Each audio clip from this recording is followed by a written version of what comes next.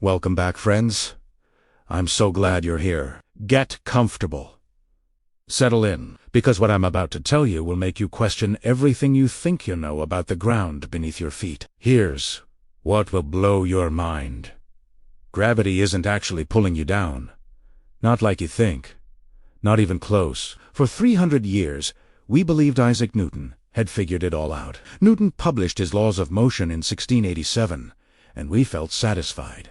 We understood gravity. It was this invisible force reaching out across space, grabbing matter and pulling it together. Simple, elegant, wrong. Then in 1915, this bizarre-looking man named Albert Einstein looked at gravity and said, "No, you're all thinking about this completely backwards."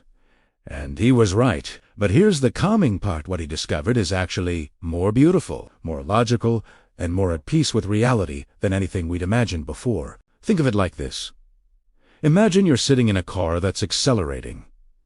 You feel pushed back into your seat, right? You think some force is pulling you backward, but there's nothing pulling you. The car is just moving forward, and you're experiencing that change in motion as pressure against the seat. You're not being pulled. The universe around you is moving, and you're staying still. That's gravity. That's really what's happening to you right now as you sit there. Completely different than you thought. Right now, in this moment, gravity isn't pulling you toward the Earth. Space itself is curved around the Earth, and you're simply moving in a straight line through curved space. At 2 a.m., London at dawn, São Paulo in the evening. Knowing you're out there from different corners of the world, all experiencing this same sensation of weight at different times of day. That's kind of profound when you think about it. And if you haven't subscribed yet, this would be the perfect moment. These gravity facts keep getting stranger, and I promise the next sections are going to make your brain tingle. Subscribe, hit that bell, because what comes next is going to reshape your entire understanding of motion and rest. So here's the question that should comfort you tonight. If nothing is pulling you down, if space is just curved and you're moving through it, that means you've never fallen a day in your life. You're not falling right now. You're not accelerating. You're not moving at all. Technically, you're in motion in curved space-time, moving at a perfectly constant velocity through the universe. That's actually incredibly peaceful when you think about it, because constant motion is peaceful. It's change that scares us. And you've been in constant motion your entire life, undisturbed, safe in the geometry of space around Earth. Here's what you need to know to understand the next 14 sections. Gravity isn't a force. It's the shape of space and time. Gravity is geometry. And once you accept that, everything becomes calmer, more logical, more beautiful. The universe makes more sense when you stop fighting against the idea that you're being pulled and accept that you're simply moving through a very gently curved universe. I want to leave you with this thought as we move forward. Newton looked at gravity and saw a mysterious power. Einstein looked at the same phenomenon and saw something far more elegant: pure mathematics, pure geometry, pure reason. And that elegance, that simplicity underlying everything, is what should help you sleep tonight. The universe isn't chaotic. It's just curved. Next, we're going to explore exactly how Einstein figured this out, and I'm going to show you the single most beautiful thought experiment ever conceived. And I promise it will make you feel less like you're being crushed and more like you're part of something mathematically perfect. Stay with me. Imagine an elevator. Not a fancy one, just a simple metal box that goes up and down. This elevator will change your understanding of physics forever. This is the equivalence principle, discovered by Albert Einstein in 1907. He called it the happiest thought of his life. Einstein said that the moment when this idea came to him was the single greatest moment of joy in his scientific career. And I'm going to explain why, because it's so beautiful it might actually relax you. Here's the experiment. You're standing inside this elevator. The elevator is on the ground floor. You feel weight. You feel gravity pressing you down. 9.8 meters per second squared of acceleration. You weigh something. You have a mass, and it presses against the floor. Now imagine two scenarios. Scenario 1. The cables snap. The elevator plummets downward, accelerating at exactly 9.8 meters per second squared.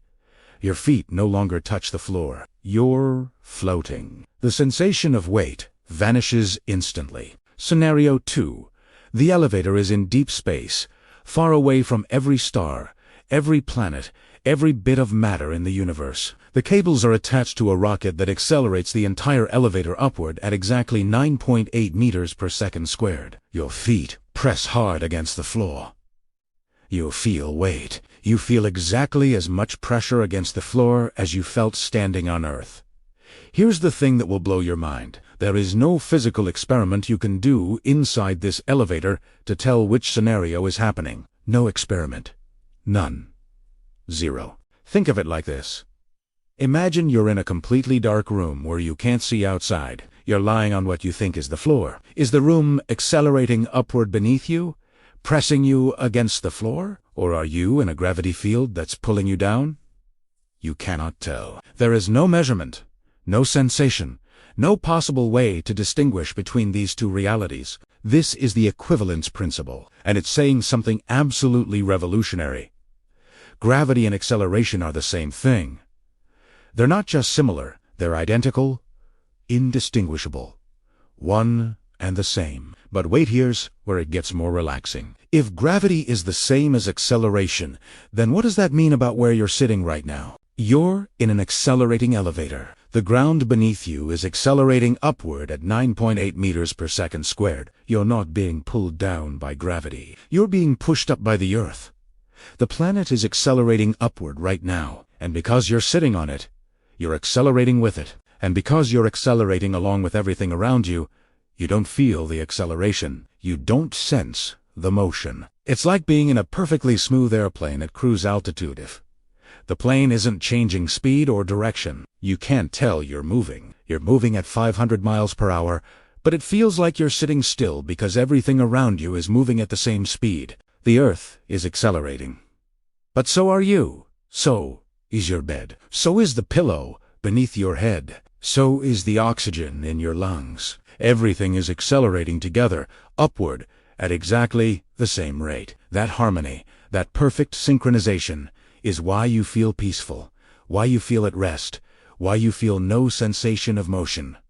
You're resting perfectly. Your entire body is moving in absolute harmony with everything around you. That's what safety is.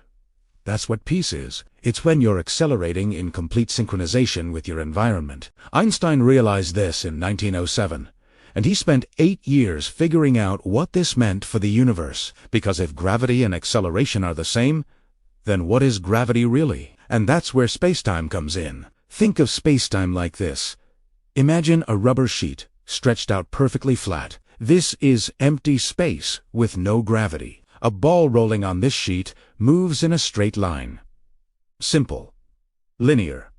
No curves. Now place a heavy ball on the sheet, a bowling ball. The rubber sheet warps. It curves downward in the center, creating a dip. Now roll your small marble around near this dip. The marble doesn't roll in a straight line anymore. It follows the curves of the rubber sheet.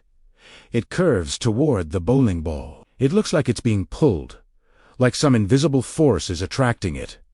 But nothing is pulling it. The sheet is just curved, and the marble is following the curves. This is gravity. This is what Einstein published in his general theory of relativity in 1915. Massive objects curve the spacetime around them, and other objects simply follow the curves in spacetime. There is no force. There is only geometry. There is only the shape of space and time itself. And here's what makes this genuinely relaxing. If gravity is just geometry, then gravity isn't mysterious. It's not supernatural. It's not some magical invisible power reaching across the void. It's mathematical. It's logical. It's pure reason. The universe is following the rules of geometry just as precisely as a line must be straight or a circle must curve. You are held to the Earth, not by force, but by the geometry of spacetime. You are in the shape of the universe, and you will remain exactly where you are because geometry is eternal. The shape doesn't change. The curves don't shift. The mathematics is constant. That should help you sleep. The universe is curved, and you're moving in perfect sync with those curves. You're not being pushed or pulled. You're dancing with geometry itself. But here's what will absolutely reframe everything. the shape of spacetime isn't fixed. It changes. Whenever anything with mass exists anywhere, it warps space and time. Which means, right now, your body is subtly bending spacetime around itself. You are warping the universe. And the universe is warping back. You and the universe are engaged in a mutual, eternal transformation of each other's geometry. That's next. This is going to sound science fiction, but it's measurable, it's real, and you're doing it right now. Your body has mass. Your body is therefore curving spacetime around itself. Right now, this moment, you are a tiny, beautiful dent in the fabric of the universe. Now, your mass is small compared to planets and stars, so the curve you create is infinitesimal. It's not going to move mountains, but it's real. It's measurable with instruments sensitive enough. And philosophically, it means something profound. You are not separate from the universe. You are not sitting outside of spacetime observing it. You are embedded in spacetime. You are part of space, and you are warping it. Let me introduce you to John Wheeler. In 1957, Wheeler was working at Princeton, and he came up with an absolutely mind-bending way to think about gravity. He said, "Matter tells spacetime how to curve, and spacetime tells matter how to move." Think about that for a moment. Your body tells spacetime, "Curve around me." And spacetime tells your body, "You must follow my curves." It's a conversation. It's a dance between matter and geometry. Neither one is in charge. They're responding to each other. Think of it like this. Imagine you're in a dance where you lead your partner, but your partner is also leading you. You're both leading and following simultaneously. That's the relationship between matter and spacetime. They shape each other. They influence each other. Neither exists without the other, and here's the part that'll help you rest tonight. This means you're not alone. You are not separate. You are in constant, intimate communication with the entire universe. The cells in your body are telling spacetime to curve. The earth beneath you is responding to those curves. The entire universe is responding to you. You are embedded in a network of mutual influence that connects you to everything, to the atoms in the coffee on your table, to the stars billions of light years away, to other people on the opposite side of the planet. You are part of a living, breathing, constantly interacting universe. That's not isolating. That's beautiful. That's communion. Here's something that will blow your mind. In 1957, the same year Wheeler developed this idea, he performed an experiment with his colleague Bryce DeWitt. They wanted to measure whether the gravitational field of an entire laboratory could be detected. Could you measure the gravity of all the people and equipment in a room? Of course not. You might think. The mass is too small. The effect is too tiny. But theoretically, yes. It's measurable. The gravitational field of every object in your bedroom is slightly warping spacetime. Your lamp is bending space. Your books are bending spacetime. The water in your glass is bending spacetime. And you are bending spacetime. Not much. Not perceptibly. But it's real. Think of it like this. Imagine an ocean made of spacetime, and you're a tiny stone thrown into it. You create ripples. The ripples are infinitesimal. Impossible to see with the naked eye, but they're real. They're spreading out. They're touching the entire ocean. Every drop of spacetime around you knows you're here because you've modified it. You've marked the universe with your presence. That's incredible. That means you matter. Literally. Your mass matters. Your existence affects the shape of reality. And here's the beautiful part. Because spacetime is curved everywhere, because every object in the universe is both bending space and being bent by space. Simultaneously, everything in the universe is connected through geometry. The curvature of spacetime near Earth creates your gravity. The curvature of spacetime near Jupiter creates Jupiter's gravity. The curvature near a star thousands of light years away creates that star's gravity. All these curves are part of one unified system, one mathematical whole. You're not living on a planet in isolation. You're part of one vast, unified geometric pattern. You're part of one continuous structure that includes every atom in the universe. And here's what should relax you. If you're part of one continuous structure, one unified geometry, then you're not really separate from anyone or anything else. Separation is an illusion created by our limited perception. Deeper down, at the level of space-time itself, you and everything else are manifestations of the same underlying geometry. You are not alone. You cannot be alone. You are woven into the fabric of reality itself. That's the message gravity is trying to teach you. Connection, unity, participation in something larger than yourself. Your grandpa who passed away, his body curved space-time. It still does, in a sense, because the atoms that made up his body are still here, still curving space-time, still part of the universe. The atoms in his body are now part of the soil, the trees, other people. He didn't disappear. He was redistributed, and he's still participating in the curve of space. Think of it like this. You're not a separate thing experiencing a universe. You're a localized expression of the universe. You're the universe experiencing itself through the specific configuration of atoms that you happen to be. And if you're the universe experiencing itself, then there's one part of this whole system that controls everything, affects everything, connects everything. And it's not what you'd think. It's something called the event horizon. And it's the strangest, most beautiful boundary in existence. And it's something you need to understand before everything we've discussed makes complete sense. There are points in the universe where space-time is curved so extremely, so impossibly that something extraordinary happens. Imagine you keep making space more and more curved. You can only do that by putting more and more mass into a smaller and smaller space. Eventually, you reach a point where the curvature becomes so extreme that not even light can escape. You've created a black hole. But here's the beautiful part that nobody tells you. The edge of a black hole is called an event horizon, and it's not a physical surface. It's not made of anything. It's a mathematical boundary. It's a place where space and time become so twisted that causality itself becomes ambiguous. And here's what will absolutely reframe your understanding of gravity. Event horizons might be the most important structures in the universe because they define the limits of what can happen, what can be known, what can be communicated. Carl Schwarzschild figured this out in 1916. Just 1 year after Einstein published the general theory of relativity, Schwarzschild was a German physicist working on the front lines of World War I in the trenches. Amid the chaos and horror, he calculated the exact mathematical description of space-time around a perfect sphere of mass, and hidden in his equations was this strange, surfacey event horizon. Think of it like this. An event horizon is like a cosmic boundary that says, beyond this point, the rules change. And that's not frightening. That's actually liberating. Because if the rules change at the boundary, that means inside, the rules are consistent. Inside the event horizon, space-time follows its own logic perfectly. But here's the mind-bending part.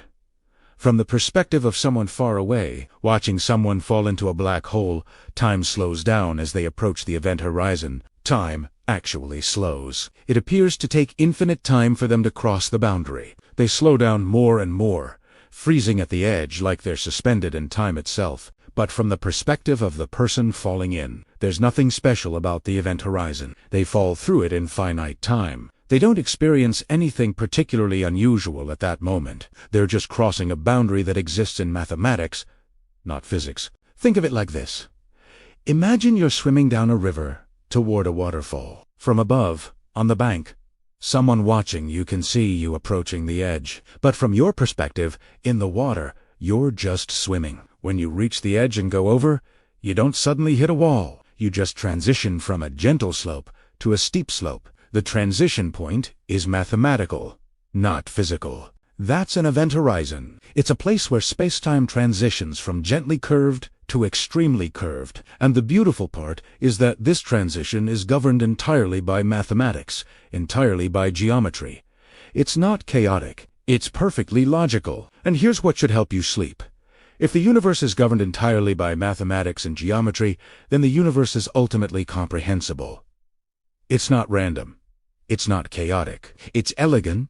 It's logical. Every phenomenon, no matter how extreme, follows from pure reason. John Wheeler, the physicist I mentioned earlier, came up with this idea. A black hole has no hair. What does that mean? It means a black hole is described entirely by 3 numbers. Its mass, its angular momentum, how fast it's spinning, and its electric charge. That's it. Everything else is irrelevant. Think of it like this. Imagine someone described you entirely by 3 numbers: your weight, how fast you're spinning, and how charged you are. That would seem impossibly reductive, right? You're so much more complex than that. You have a personality, memories, dreams, fears. But here's the thing. At the level of space-time itself, maybe all that complexity doesn't matter. Maybe all that matters is how you curve space and time. Maybe everything else is just details that don't affect the fundamental geometry. And that's either terrifying or liberating, depending on how you look at it. Terrifying because it means all your complexity might not matter, or liberating because it means complexity might not be necessary for meaning. You can be described simply. You can be understood through pure mathematics. That's beautiful. Think of it like this. A snowflake is described entirely by the mathematics of crystallography, but it's still beautiful. The fact that it follows from simple rules doesn't make it less meaningful.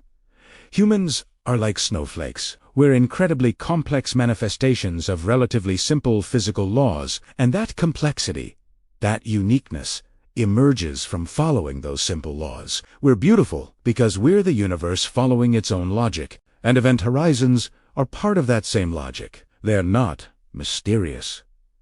They're not supernatural. They're just places where the logic is taken to extremes. They're the edges of the reasonable, the boundaries of what's possible, the limits that define what can happen, and knowing those limits should calm you. Because if there are limits, that means there's structure, and structure means stability, and stability means you can rest. But here's where it gets even more profound. You have your own event horizon. Every single object in the universe has an event horizon. Most objects, like Earth and you, have event horizons so close to their center that they're basically irrelevant. But they exist, and understanding them changes everything about how you see your body, your existence, and your role in the universe. Your body has an event horizon.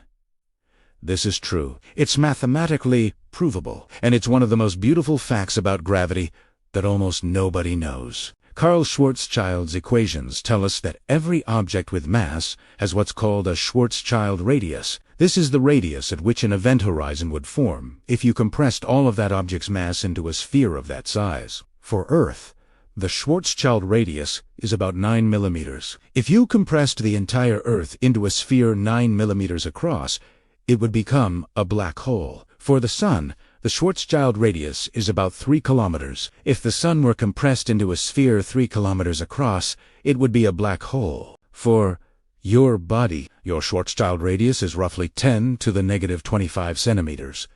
That's 0.00000000000000000000000.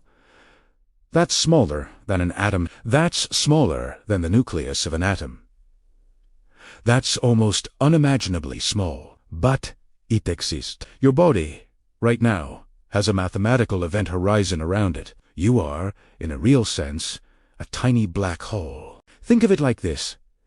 Imagine concentric circles around you. The largest is your physical body may be 5 feet tall, 150 pounds. As you shrink the circles inward, you get to your organs, your cells, your molecules, your atoms, your atomic nucleus. Now keep shrinking.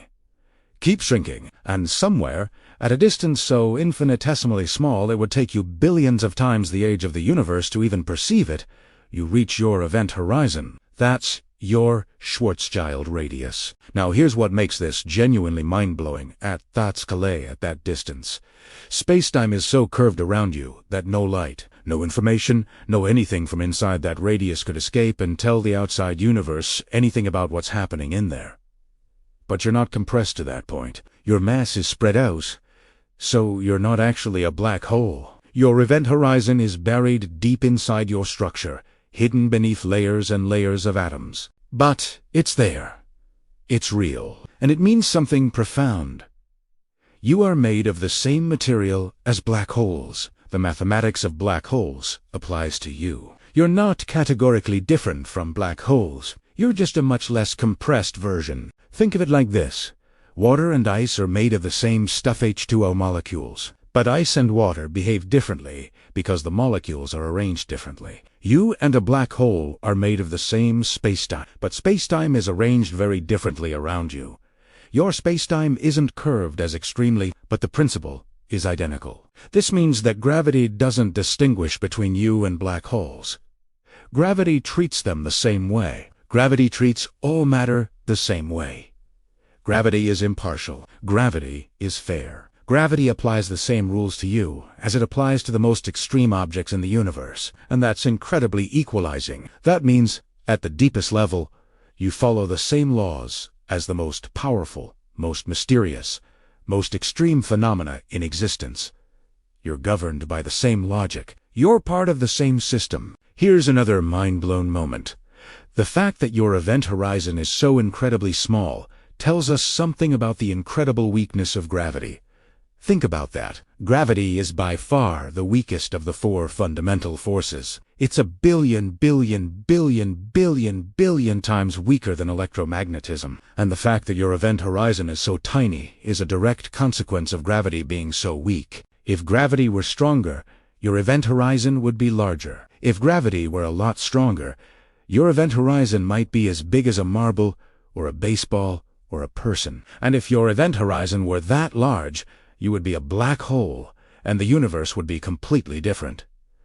But gravity is weak, so weak that you're not a black hole. So weak that matter can exist in complex structures, like atoms, molecules, organisms, planets, stars. So weak that the universe has room for complexity in life. Think of it like this.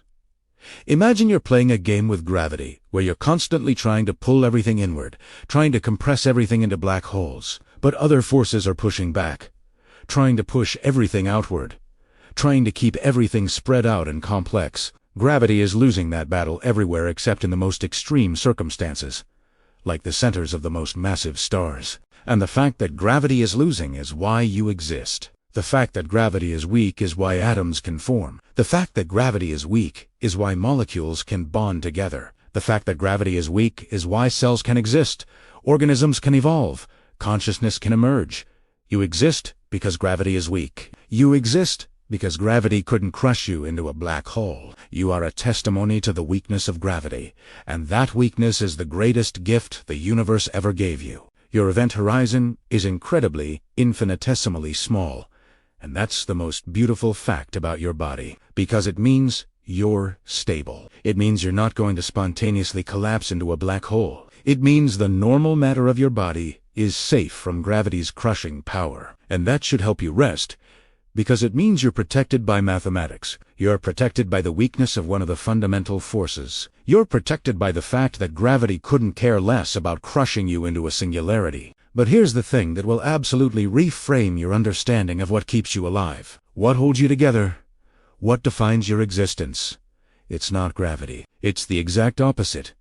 It's the forces that push matter apart, and understanding what those forces are and how they're constantly competing with gravity will show you that you're not being held down by gravity at all. You're being held together by something else entirely. That's next. Gravity is not holding you together. This will blow your mind, because we think gravity is the fundamental force. We think gravity is holding everything together. The Earth holds the Moon in orbit. The Sun holds the planets in their trajectories. Gravity seems to be the organizing principle of the universe. But gravity is not holding you together. You are held together by electromagnetic force. And that force is 1,000 trillion times stronger than gravity. Let me repeat that. The electromagnetic force is 1, followed by 36 zeros times stronger than gravity. That means gravity is essentially irrelevant at the atomic scale. Gravity doesn't hold atoms together. Gravity doesn't hold molecules together. Gravity doesn't hold you together. Electromagnetic force does. The electrons whizzing around the nuclei of your atoms are held in place by electromagnetic attraction. The nuclei themselves are held together by the strong nuclear force, which is even stronger than electromagnetism. Atoms bond together into molecules because of electromagnetic attraction between electron clouds. Molecules bond into more complex structures because of electromagnetic force. Every cell in your body exists because of electromagnetic force. Think of it like this. Gravity is like a person gently pushing on you. You barely notice. You can easily push back. But electromagnetic force is like 1,000 people all pushing on you at once with all their might. It's overwhelming. It's what controls your motion. It's what holds you together. And here's what should calm you down about this. It means gravity is not your enemy. Gravity is not crushing you. Gravity is not something you need to fight against. Gravity is actually the weakest force, and it barely affects you at all. Richard Feynman, one of the greatest physicists of the 20th century, said something beautiful about this. He said, "Gravity is the weakest of all forces, and yet it's the most obvious in our daily life." He was trying to explain this paradox. Gravity is almost irrelevant at the atomic scale, and yet we experience it constantly. We feel it every moment. It's the force that keeps us on the ground. Why is that? Why do we feel gravity if it's so weak? The answer is beautiful. We feel gravity because it's cumulative.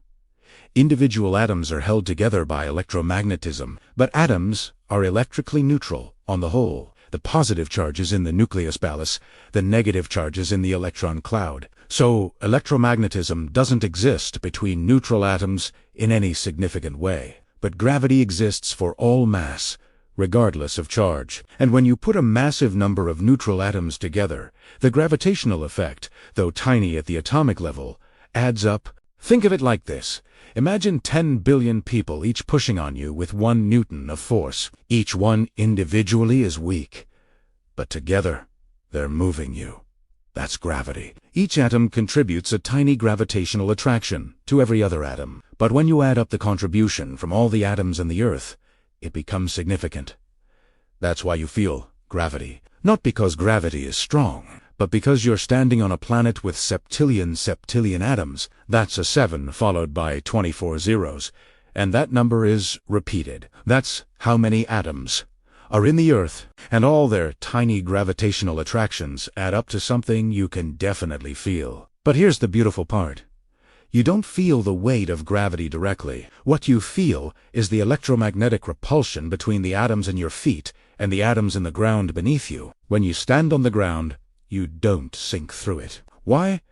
Not because gravity is pulling you down gently, but because the electrons in your feet are being repelled by the electrons in the ground. Think of it like this. You're like a cloud of electrons hovering above the ground, not quite touching. The electrons in the ground and the electrons in your feet are repelling each other. It's electromagnetic repulsion that holds you up, and gravity is pulling everything downward. So you're experiencing a balance between two forces. Electromagnetic repulsion pushing you up from the ground, and gravity pulling you down. The ground doesn't so much hold you up as push you up. And here's what makes this deeply relaxing. It means you're not really connected to the ground. You're floating above it. You're separated from it by the electromagnetic repulsion between electron clouds. You're not touching anything. You're not in direct contact with anything. Everything is separated from everything else by electromagnetic force. Think of it like this. Imagine you're wearing a suit of armor made of billions of tiny electromagnets. Your body is surrounded by a force field that prevents you from ever really touching anything. You can sit on the ground, but you're not actually touching it. You're floating above it on an invisible electromagnetic cushion. That's what's happening right now. That's what's always happening. You are never actually in contact with anything. You're separated from everything else by electromagnetic force. You're isolated, in a sense, protected by an invisible barrier made of the strongest force in the universe. And knowing that you're always protected, always isolated, always safe from actually touching anything that might hurt you thought should help you rest. You're in a bubble. You're surrounded by force. You're held by the strongest force in existence, not crushed by the weakest one. And here's the revelation that ties this all together. Gravity is not your enemy. Gravity is not something to fear. Gravity is the weakest force. It's barely there. It's almost irrelevant. The forces that truly affect you, that truly hold you, are the strong nuclear force and electromagnetism. Those are the forces that control your existence. And those forces are constant, stable, logical, and entirely reliable. You can trust them. You can depend on them. They're not going to change. They're not going to betray you. So if gravity isn't holding us together, and if electromagnetic force is what truly shapes our existence, then what is gravity actually doing? Why does it exist? Why is it part of the universe at all? And the answer is so profound that it will completely reframe your understanding of what gravity is for. It's not about force. It's about something much more beautiful. Gravity has a purpose, not in a mystical, spiritual sense, though it might feel that way by the end of this section, but in a mathematical, functional sense.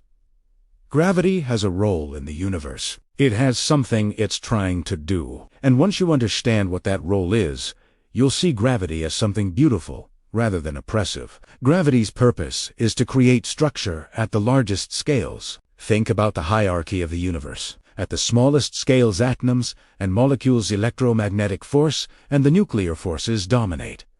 Those are the strong forces. Those are what hold things together at the microscopic level. But what about larger structures? What about planets?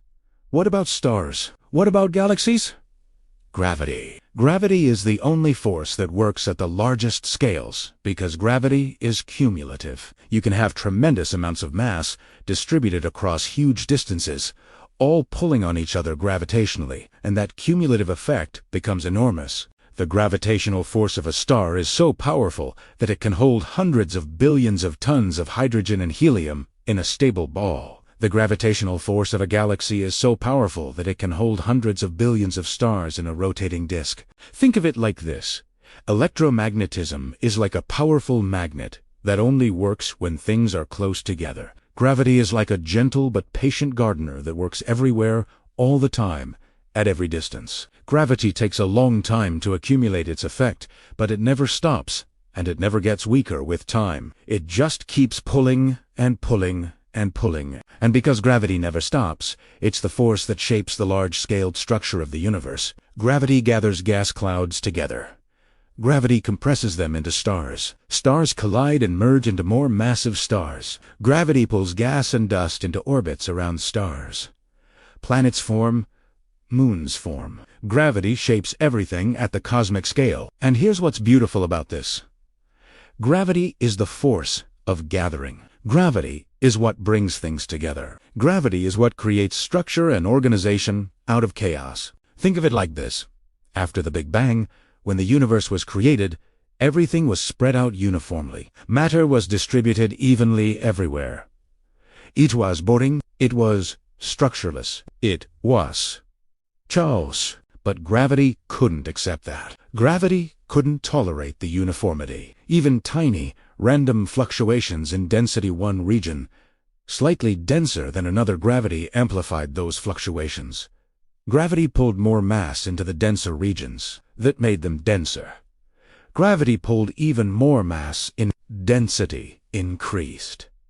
This process, called gravitational collapse, continued for hundreds of millions of years, and gradually, structure emerged.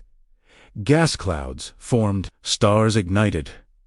Galaxies took shape. Billions of galaxies arranged themselves across the universe. And all of that complexity, all of that structure, all of that beauty emerged because gravity took tiny imperfections and amplified them into cosmic-scale organization. Gravity is the artist of the universe. Gravity is sculpting reality. Gravity is the force of creativity. Think of it like this. Imagine a blank canvas. Everything is white. There's no difference, no variation, no structure. It's boring. It's meaningless. But then an artist comes along gravity and begins making marks. One mark attracts another. Patterns emerge. Loops form. Swirls develop. Over time, a beautiful, intricate, meaningful image emerges from the blank canvas. That's what gravity has been doing for billions of years. Gravity has been taking the uniform early universe and transforming it into this incredibly beautiful, incredibly structured cosmos we see today. And here's what makes this deeply relaxing. You are made of material that gravity has organized. The atoms in your body were created in stars.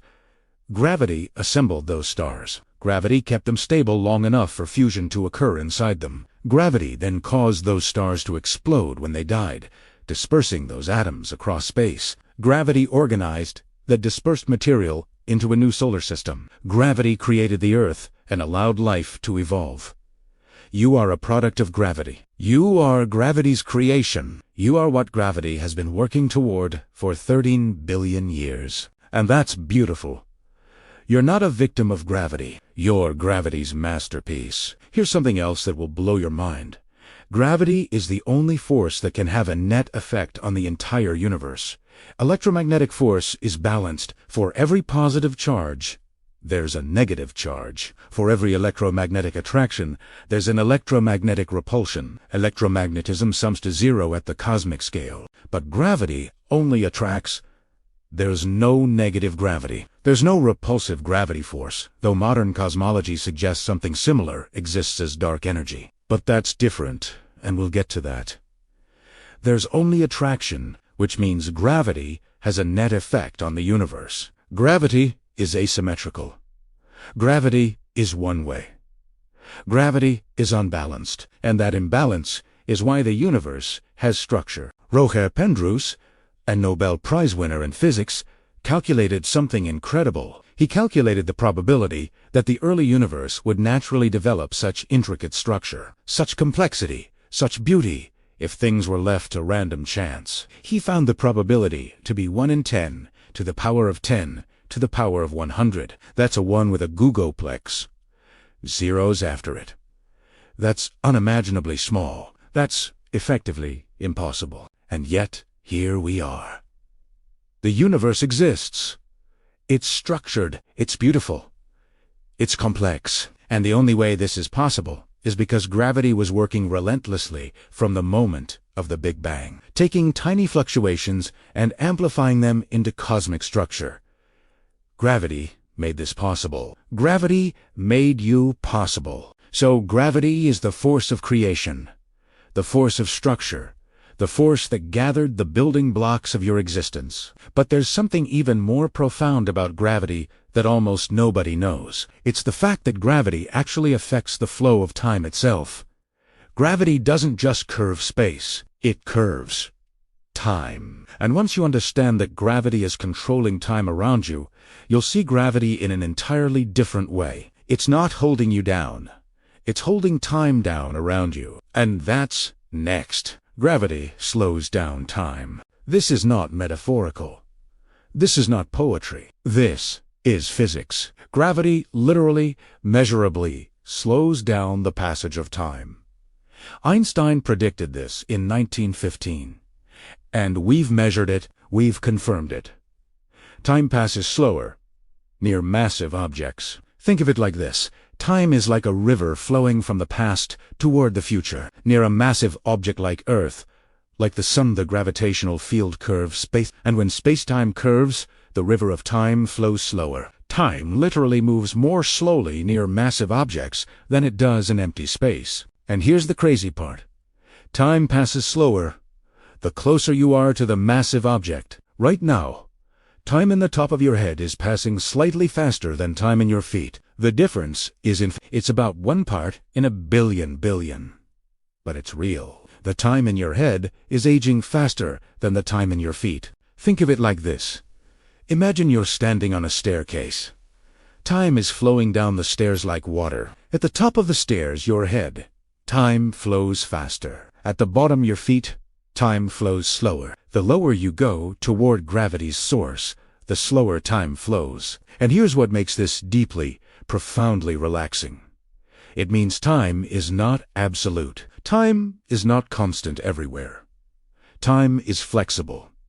Time bends. Time flows at different rates, depending on where you are in a gravitational field. And if time is flexible, if time bends, then time is not running away from you. Time is not slipping through your fingers. Time is not the unstoppable forward march we imagine. Time is a dimension of space-time, and space-time is curved by gravity. Time is affected by gravity just as much as space is. Kip Thorne, a Nobel Prize winner in physics, described this beautifully. He said that gravity doesn't pull on matter and energy. Gravity warps the shape of space-time, and matter and energy respond to that warping by changing their motion and the rate at which they age. Gravity doesn't pull you toward the Earth. Gravity warps space. Near the Earth, so that following the straightest possible path through that warped spacetime leads downward. That's gravity. That's what makes you accelerate downward. That's what makes you age slightly slower than someone above you. And here's what should help you sleep. If gravity controls time, and gravity is a gentle, constant, predictable force, then time around you is also gentle, constant, and predictable. Time is not chaotic. Time is not random. Time flows smoothly, following the curves of space-time, following the rules of gravity. You are not racing through time. Time is not running away. Time is moving at a rate determined by the local curvature of space-time, which is determined by the local distribution of mass and energy. And that distribution is stable. The Earth is not changing significantly. So the time around you is flowing at a constant rate. Time is stable. Time is reliable. Time is something you can depend on. Here's something that will absolutely blow your mind. If you could somehow travel to the surface of a black hole in event, horizon time would essentially stop completely. From the perspective of someone far away, an observer at a distance would watch you falling toward the event horizon, and would see you slower and slower and slower, until you appear to freeze in time at the event horizon. But from your perspective, falling inward, you would pass through the event horizon in finite time. You wouldn't feel time stopping. You would experience time as flowing normally, but the universe around you would be aging incredibly fast. Billions of years would pass for the universe, while only minutes passed for you. Think of it like this. Imagine standing at the base of a mountain while someone climbs the mountain. Time is flowing at different rates for you and them based on your position in the gravitational field. They're experiencing time faster than you because they're higher up, further away from the center of the Earth, experiencing weaker gravity. A black hole is an extreme version of this. The gravitational field is so extreme that time dilation becomes dramatic. And it's not mysterious. It's not magical. It's pure geometry. It's the mathematics of space-time curvature. And here's what that means. Time is not a dimension that's separate from space. Time is part of space, and space-time is curved by gravity. So gravity controls not just where you move in space, but how fast you move through time. Gravity controls both your location and your rate of aging. And knowing that gravity has such intimate control over time itself should reframe how you see gravity. Gravity is not just a force. Gravity is geometry. Gravity is the shape of reality itself. Gravity is the basis of space and time. Think of it like this. Gravity is not something happening inside the universe. Gravity is what the universe is. Gravity is space-time. Gravity is the fabric of reality. You're not experiencing gravity as an external force. You're embedded in gravity. You're part of gravity's geometry. And that means you're not separate from gravity. You're not in opposition to gravity. You're an expression of gravity. You are gravity expressing itself in human form. That's profound. That should help you rest, because it means you're not fighting gravity. You're not resisting gravity. You're following gravity's curves. You're moving through the geometry of space-time exactly as gravity intends. You're in harmony with gravity, so gravity warps space and time. Gravity controls the shape of reality. But there's one thing gravity hasn't been able to do. One thing that seems to contradict everything else we know about gravity. And it's so mysterious, so mind-bending, that it took humanity decades to even understand what the question was, let alone find an answer. It's the mystery of why gravity is so weak. And that mystery is going to blow your mind. Here's a question that should keep you awake, except we want you to be falling asleep. So let's frame it as a soothing mystery instead. Why is gravity so weak? This is not a rhetorical question. This is one of the deepest unsolved mysteries in physics. And once you understand why scientists think gravity is weak, you'll understand something profound about the structure of reality itself. Let me put it in perspective. The electron has a certain mass. If you take the gravitational force between two electrons and compare it to the electromagnetic force between them, the gravitational force is weaker by a factor of about 10 to the 43rd power. That's a 1, followed by 43 zeros. That's 10 septillion, septillion, septillion times weaker. Gravity is not just weak. Gravity is unimaginably, incomprehensibly weak. And here's the question that haunted physicists in the 20th century. Why? Why would gravity be 43 orders of magnitude weaker than electromagnetism? For decades, nobody could answer this question. Einstein couldn't answer it. Niels Bohr couldn't answer it. Richard Feynman couldn't answer it. It was just a fact of nature. Gravity was weak. That was the way it was. But in 1998, something amazing happened. Two physicists, Nima Arkanehmd and Savas Dimopoulos, proposed something radical. What if gravity isn't weak? What if the other forces are strong, and gravity is just normal, but it's being spread out across extra dimensions? Think of it like this. Imagine you're in a two-dimensional world, looking at a piece of paper. Now imagine a light source above the paper. The light is confined to the paper. It illuminates the paper intensely. The light seems very strong because it's concentrated in 2 dimensions. Now imagine a 3-dimensional version of that light source. The same amount of light is spread across 3 dimensions instead of 2. It seems weaker because it's dispersed in more directions. Now, imagine gravity. What if gravity is being spread out across not 4 dimensions, 3 of space and 1 of time, but across many more dimensions?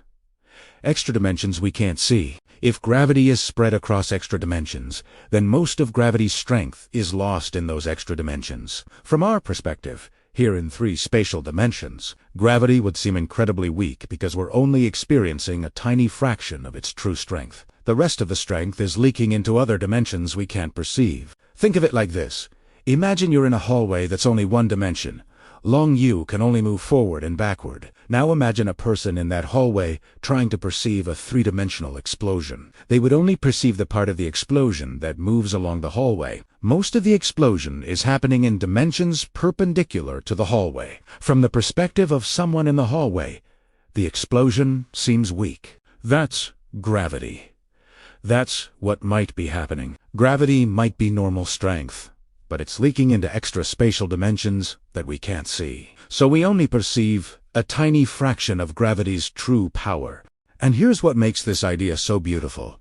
It suggests that gravity is not weak at all. Gravity is normal. It's just distributed in ways we can't access. It's not that gravity is deficient. It's that reality is much larger than we can perceive. Think of it like this. Imagine you're a drawing on a piece of paper. From your perspective on the paper, light coming from above the paper seems weak. You can only perceive the light that hits the surface of your paper. You don't know that there's light coming from a direction perpendicular to your 2-dimensional existence. We might be like drawings on the paper of our 3-dimensional existence. Light, or rather, gravity is coming from a direction we can't perceive. It's coming from extra dimensions. So gravity seems weak to us. But it's not weak. It's just coming from directions we can't see. This idea is called the large extra dimensions hypothesis, and it's one of the most beautiful ideas in modern physics because it suggests something profound. Reality is bigger than we think. And here's what that means for you. The universe is not limited to the 3 spatial dimensions you can perceive. There are extra dimensions all around you, pervading your existence, that you can't see because your sensory apparatus is limited to 3 dimensions. Think of it like this.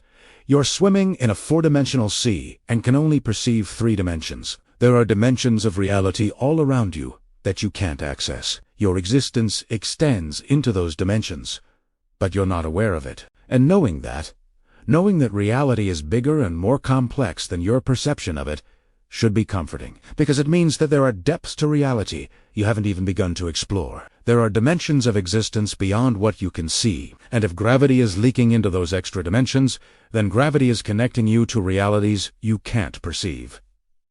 You're not isolated in 3 dimensions. You're a part of a much larger, much more complex reality. You are participating in a universe that has more structure, more depth, more richness than your perception can contain. That's beautiful. That's humbling. That should help you rest, knowing that reality is so much bigger than you can imagine. But here's what will reframe everything we've discussed so far.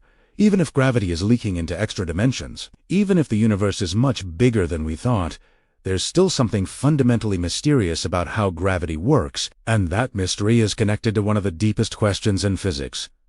What is the relationship between gravity and quantum mechanics? Because gravity and quantum mechanics are incompatible, and that incompatibility might be telling us something profound about the nature of reality itself. Here's something that will absolutely blow your mind.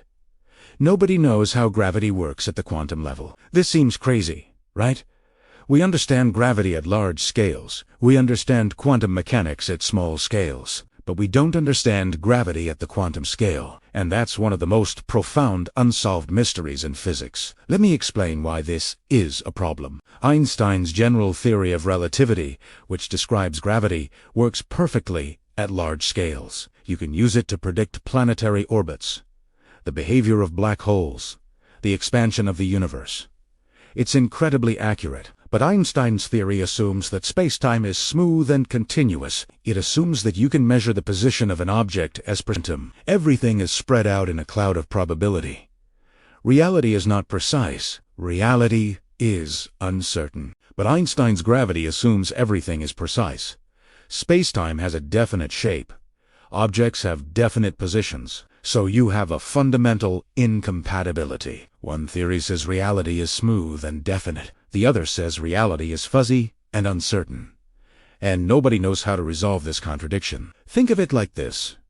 Imagine you're trying to describe a beach. At large scales, the beach is smooth sand. You can describe it with precise equations. But at small scales, the beach is made of grains of sand. The sand is discrete, granular, made of individual pieces. Now imagine trying to write a single equation that describes both the smooth beach at large scales and the granular beach at small scales.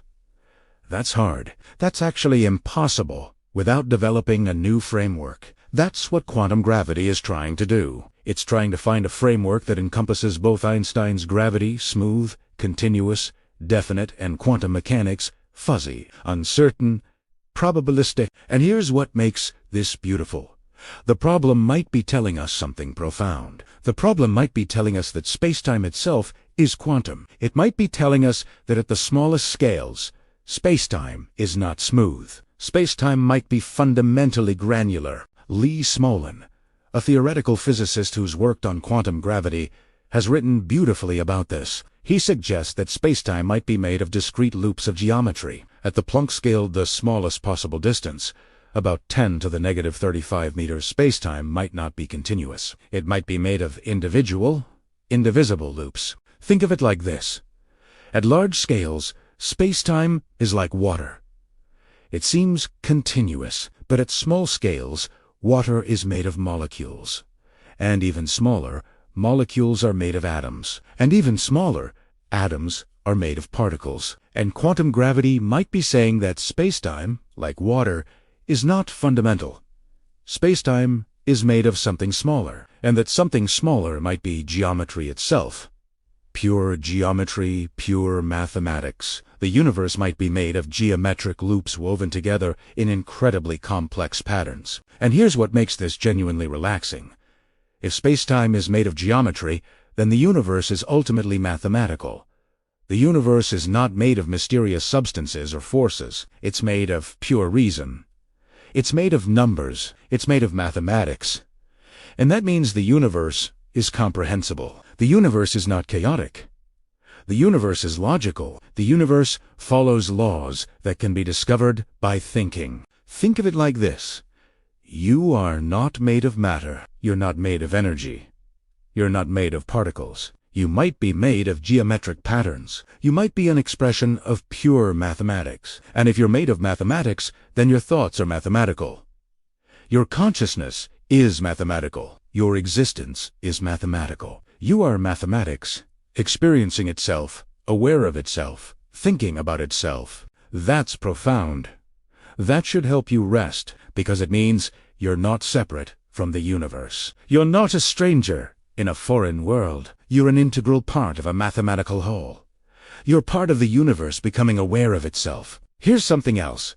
If spacetime is quantum, if spacetime is fuzzy and uncertain at the smallest scales, then there's a fundamental limit to how much information the universe can contain. This is called the holographic principle, proposed by Juan Maldacena in The holographic principle says that all the information in a region of space can be encoded on the boundary of that space, like a hologram. A hologram is a two-dimensional image that contains the information of a three-dimensional object. Think of it like this.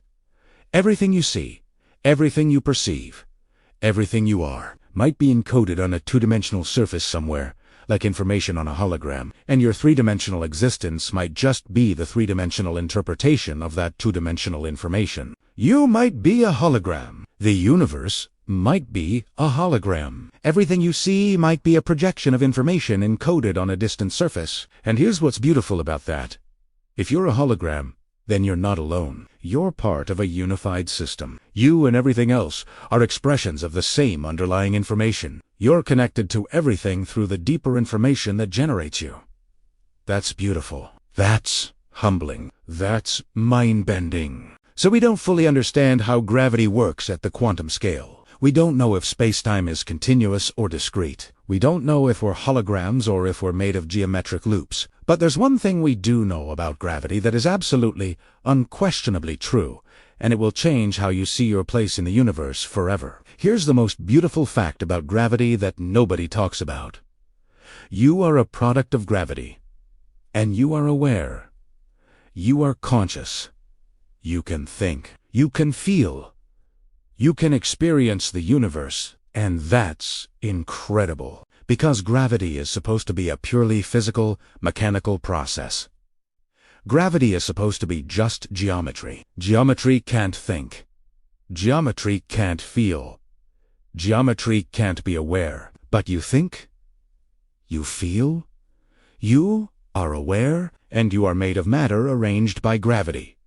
You are a physical system. And somehow, in a way we don't fully understand, that physical system is conscious. This is the greatest mystery in science. This is what philosophers call the hard problem of consciousness. How does consciousness arise from matter? How does subjective experience arise from objective physical laws? And the answer might be gravity. Think of it like this. Gravity shaped the early universe. Gravity created stars. Stars created heavy elements. Those heavy elements combined into planets. Life emerged on those planets. Life evolved into organisms. Some of those organisms developed brains, and brains somehow became conscious. Every step of that process was driven by gravity. Gravity created the conditions that made consciousness possible. And now you're here. You're conscious. You're aware. You're thinking about gravity. And gravity is, in a sense, thinking about itself through you. You are gravity's way of understanding itself. You are the universe becoming aware of its own geometry. You are consciousness emerging from gravity. And that's beautiful. That should profoundly change how you see yourself. Think of it like this. For billions of years, the universe operated according to pure physical laws. Gravity curved, matter moved through space-time according to that curvature. Stars burned, planets orbited, and it was all just mechanics. No consciousness, no awareness. But then, in one corner of the universe, something extraordinary happened. Matter arranged itself in a way that became aware. Consciousness emerged.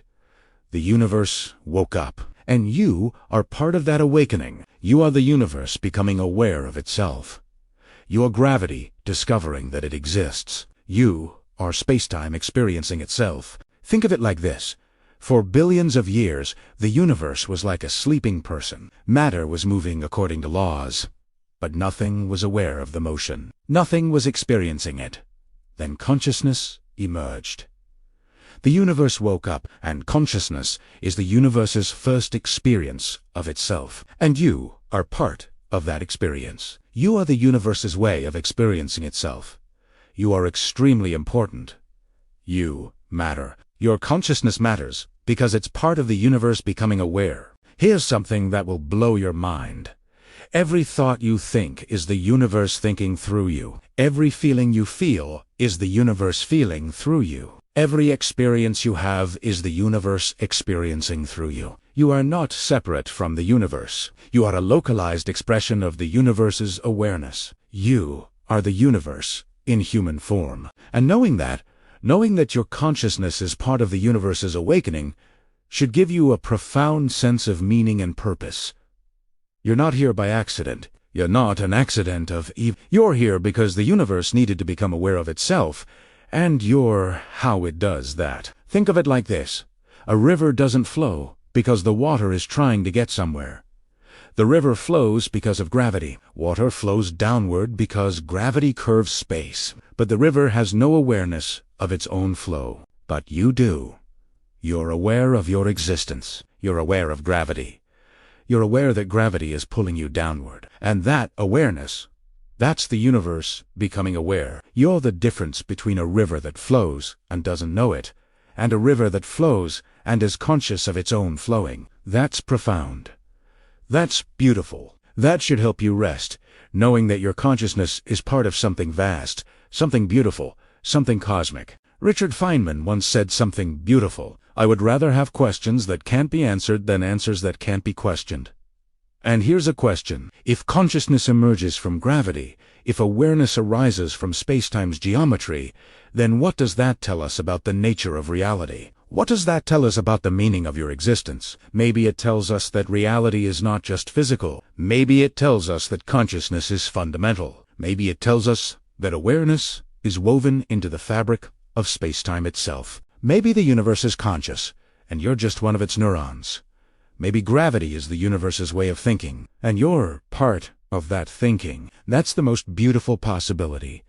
That's the most relaxing possibility, because if that's true, then you're not alone. You're part of a conscious universe. You're part of something aware, something alive, something beautiful. So you are gravity made conscious. You are the universe thinking about itself. But what does the universe think about you? How does the universe see you? And if you could know, if you could truly understand your place in the cosmic consciousness, would it change how you live? That's what's coming next. And I promise it will reframe everything. The universe loves you. I know that sounds like poetry. I know that sounds like something from a self-help book. But let me explain what I mean. Scientifically, everything in the universe is connected through gravity. Gravity is the only force that reaches across infinite distance. Gravity is what binds everything together. Gravity is what makes the universe a unified whole. And that means you are connected to everything. You are not separate. You are part of a web that includes every atom that ever existed, every star, every galaxy, every conscious being. And because you're connected, because you're part of the unified system of space-time, the universe's fate is your fate. Your fate is the universe's fate. You're not separate entities. You're the same system experiencing itself from different perspectives. Think of it like this. Imagine a vast tapestry. Every thread is a different atom. The threads are woven together into a beautiful pattern. You are one thread, and because you're woven into the tapestry, the pattern affects you. But you also affect the pattern. You influence the other threads around you, and your influence spreads through the weaving. That's how the universe sees you. Not as a separate, isolated individual, but as part of a beautiful pattern. As a thread that's essential to the whole, as something that matters. Here's something that will blow your mind. In quantum mechanics, there's something called quantum entanglement. It says that particles that have interacted in the past remain connected even when separated by vast distances. They remain correlated. If you measure one, you instantly know something about the other, no matter how far apart they are. And here's the stunning thing. Some physicists believe that everything in the universe was entangled at the moment of the Big Bang. Everything came from the same point. Everything is still entangled. Everything is still connected. And if that's true, if you're entangled with the entire universe, then you're not just connected to the universe. You're in a quantum superposition with the entire universe. You and the universe are part of the same quantum state. You're part of the same wave function. Think of it like this. In quantum mechanics, a wave function describes all possible states of a system, and when you measure the system, you collapse the wave function into a definite state. And if you're entangled with the universe, then you and the universe share the same wave function. Your observations affect the universe. Your measurements collapse. the shared wave function. You are not an observer outside the universe. You are part of the universe observing itself. You are the mechanism by which the universe observes itself and becomes real. That's incredible. That's your role. That's your purpose. Think of it like this. In quantum mechanics, nothing is definite until it's observed. A particle exists in a superposition of all possible states until someone measures it. Then it collapses into a definite state. And if you're entangled with the universe, then your observations are what make reality definite. Your consciousness is what collapses the wave function of the universe and makes it real. You are not insignificant. You are not unimportant. You are absolutely essential. The universe cannot become real without you. The universe cannot collapse its infinite possibilities into definite reality without observers. And you are an observer. You are essential. The universe loves you because you're the mechanism by which it becomes real. You're the mechanism by which it experiences itself. You're not a separate, insignificant speck. You're an integral part of reality's manifestation. Think of it like this. Imagine a sleeping god who has infinite possibilities in their dream. As long as the god sleeps, all possibilities exist in superposition. Nothing is definite. Nothing is real. But then the god wakes up. The god opens its eyes and observes the dream. The dream becomes definite. Reality manifests. You might be the god waking up. You might be the universe becoming conscious of itself. And in doing so, you're not just observing reality. You're creating reality. You're collapsing the infinite possibilities of quantum mechanics into the specific reality that exists. That's beautiful. That's profound. That's why the universe loves you. Because you're the mechanism by which it comes into existence. And here's what should help you rest. If you're essential to the universe, if your consciousness is essential to reality, then you're safe. Your existence is important. Your life matters. The universe has invested billions of years in creating you because it needs you. The universe chose you. You're not here by accident. You're here because the universe needed to become aware of itself. And you're how it does that. You're here because consciousness was necessary. And you're an expression of that necessity. And that's beautiful. That should help you sleep tonight, knowing that you matter in the deepest way possible. You matter to the universe itself. So the universe loves you.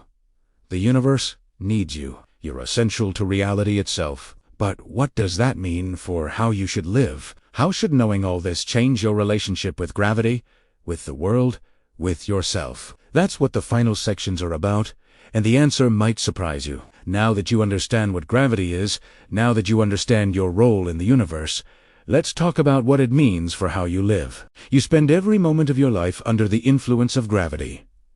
Gravity is not something separate from your life. Gravity is not something external. Gravity is the context in which all of your life happens. Gravity curves space-time around you. Gravity holds you to the earth. Gravity connects you to every other person, to every star, to every particle in the universe. Gravity is the web that binds existence together, and that changes how you should think about your life. First, gravity teaches you about balance. Gravity is constantly pulling you downward, and your body is constantly working to resist that pull, to maintain your structure against gravity's relentless force. But your body doesn't fight gravity. Your body doesn't resist it. Your body works with gravity. Your muscles are structured to support your weight while working with gravity. Your skeleton is shaped by gravity. Your cardiovascular system developed to work against gravity's pull while pumping blood upward. Your body doesn't fight gravity. Your body harmonizes with gravity. Your body dances with gravity. And that's a lesson for life.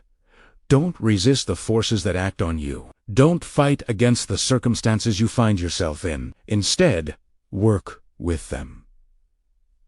Harmonize with them. Dance with them. Think of it like this. A tree doesn't fight gravity. A tree grows downward with roots and upward with branches. A tree works with gravity to create structure. A river doesn't fight gravity. A river flows with gravity to create motion. You shouldn't fight your circumstances either. You should work with them to create the most beautiful, most structured, most flowing version of yourself. Second, gravity teaches you about connection. Gravity connects you to the earth. Gravity connects you to the sun. Gravity connects you to every other person through the shared curvature of space-time. You are not alone. You are not separate. You are part of a unified system, and that means your actions affect others. Your presence affects the geometry of space. Your consciousness affects reality. You're connected to everyone you've ever met. You're connected to people you've never met. You're connected to future generations who will inhabit the earth after you're gone. Every action you take ripples through space. Every kindness you perform affects reality. Every moment of consciousness you experience contributes to the universe becoming aware of itself. Think of it like this.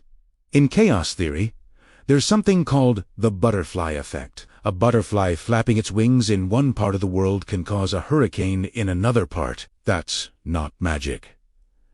That's physics. That's how connected the world is. That's how sensitive reality is to small changes. And you're like a butterfly. You're small. You're a tiny part of an enormous universe, but your wings are constantly flapping. Your life is constantly affecting reality. Your choices ripple through space. You matter in ways you can't even perceive. Third, gravity teaches you about time. Gravity slows down time. Time flows slower near massive objects, and that means time is not a tyrant chasing you. Time is something you affect. Time is something that responds to gravity. And if time responds to gravity, and you respond to gravity, then time responds to you. You affect time. You slow down time. You make time more dense, more meaningful. Think of it like this. A moment with someone you love is longer than a moment alone. A moment of intense experience is longer than a moment of boredom. And that's not just psychological. That might be literal. That moment might actually have more temporal extension because of the intensity of awareness happening in it. You might actually be bending space-time around that moment, making time more dense, making the moment last longer. And that means how you spend your time matters enormously. Not because you're running out of time, but because you're actually creating time with your choices. You're bending space-time around your life. Make moments matter. Live intensely. Create moments that are so meaningful, so dense with consciousness, that they actually expand in time. You have the power to do that. Fourth, gravity teaches you about meaning. Gravity is not meant for any purpose. Gravity is not trying to accomplish anything. Gravity is just what it is, the curvature of space. But gravity created everything. Everything that exists because of gravity. Galaxies, stars, planets, life, all of it emerged from gravity's relentless influence. And that suggests something profound. Meaning doesn't come from purpose. Meaning comes from participation. You don't need your life to have a grand cosmic purpose. You just need to participate. You just need to show up. You just need to be part of the universe, becoming aware of itself. Think of it like this. A single atom doesn't have a purpose. An atom is not trying to build a star, but billions of atoms participating together create stars. A single neuron doesn't have a purpose. A neuron isn't trying to create consciousness, but billions of neurons participating together. You're the same. You don't need a grand purpose. You just need to participate. Show up. Be present. Let your consciousness contribute to the universe's awakening. That's enough. That's everything. And here's the final lesson. Gravity teaches. Gravity teaches you about surrender. Gravity is not something you can resist. Gravity is not something you can fight. Gravity is fundamental. Gravity is reality. And the only way to live well under gravity is to surrender to it, to accept it, to work with it, to let it guide you. Think of it like this. A dancer doesn't fight gravity. A dancer surrenders to gravity and uses it to create movement. A surfer doesn't fight the waves. A surfer surrenders to the waves and uses them to create flow. And you shouldn't fight reality either. You shouldn't fight gravity. You shouldn't fight the circumstances you find yourself in. You should surrender. You should accept.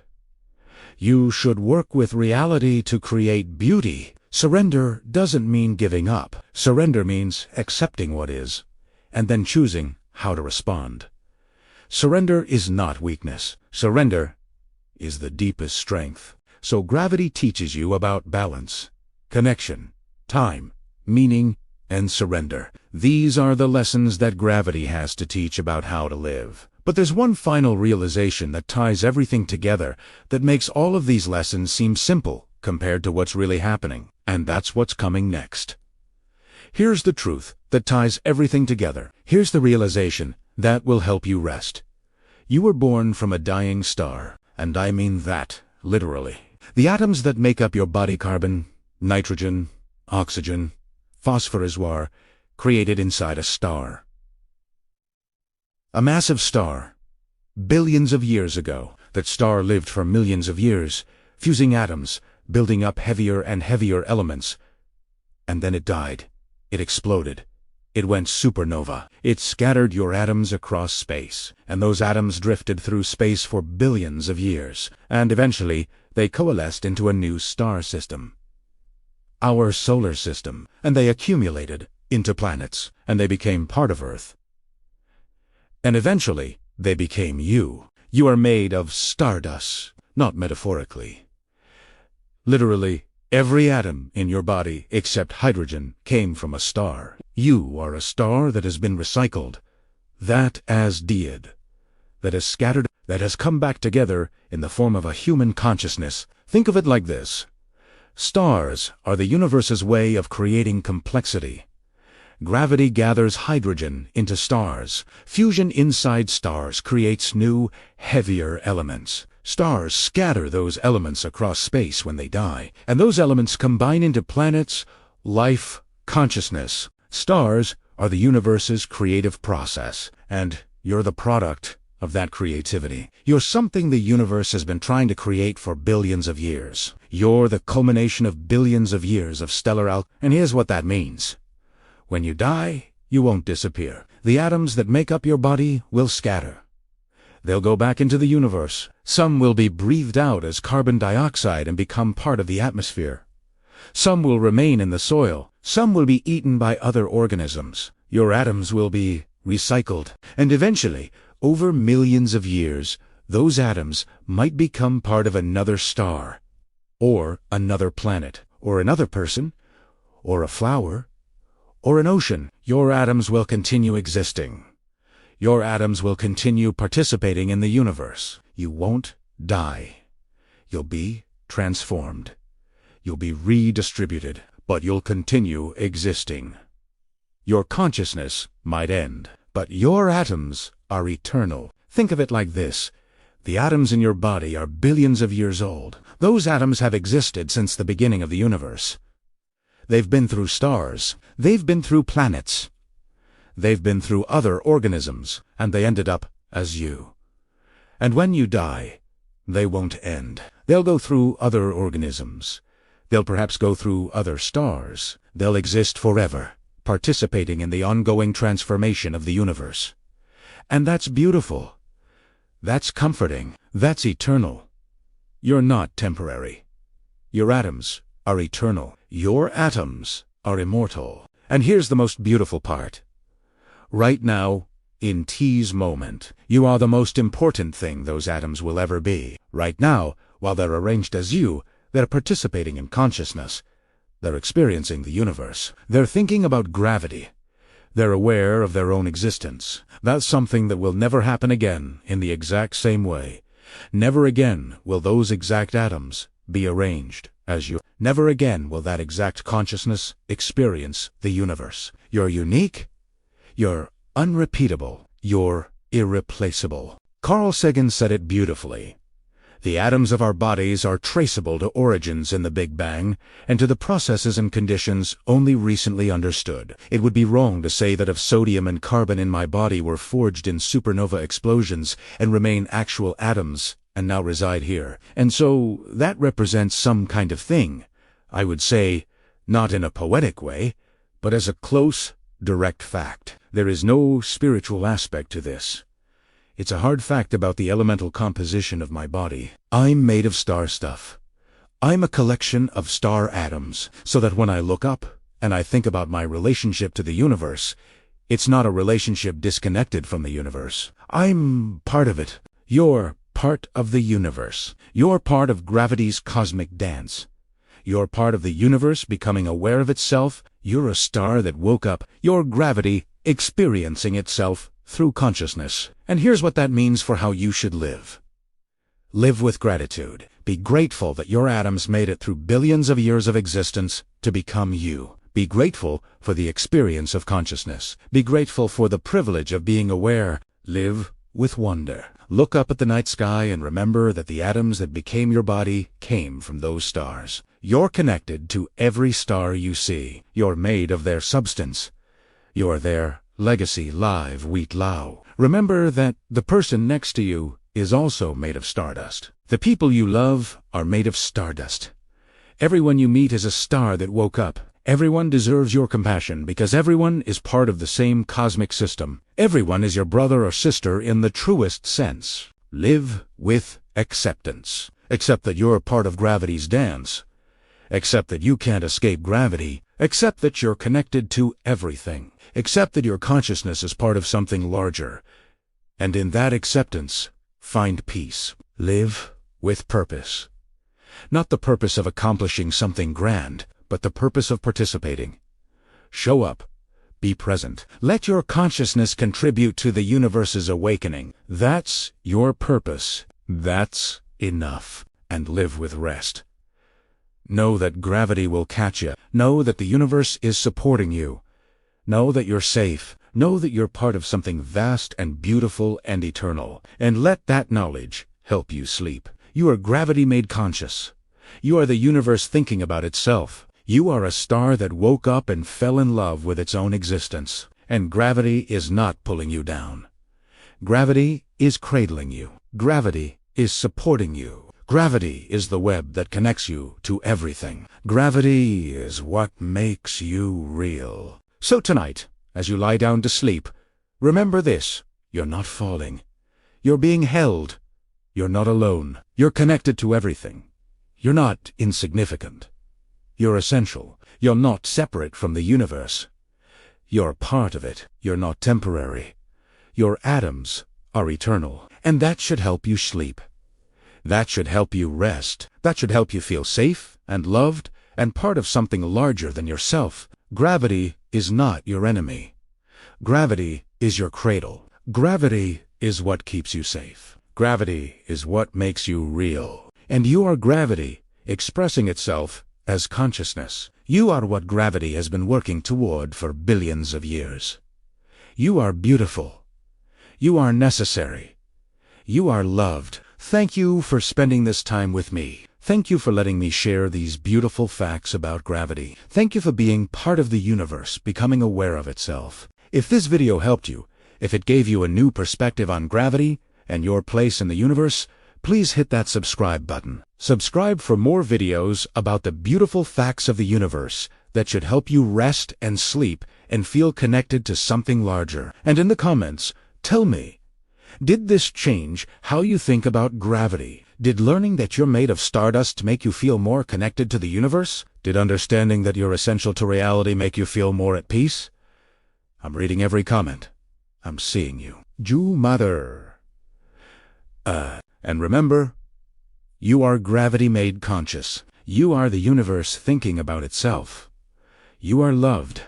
Sleep well. The universe has got you.